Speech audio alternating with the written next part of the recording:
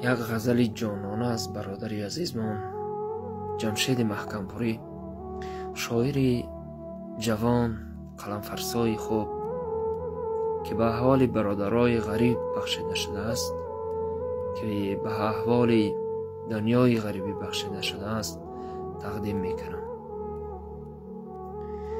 ملک بیگانه هزار زاره کنی از ما نیست، جگرت را به خدا پاره کنی از ما نیست.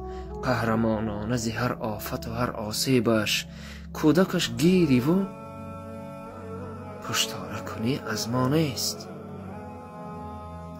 گویا جانب مادر که دلش می سوزد، گریه چون کودکی گهواره کنی از ما نیست. بهر آبادی ملکی که زی ما بیزارند، تنی خود خسته و آواره کنی از ما نیست.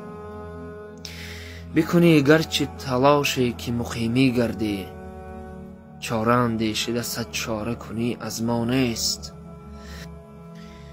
خسته گردیده و محکم پوری ناآرامی، دل ماتم زده غم خانه کنی از ما نیست.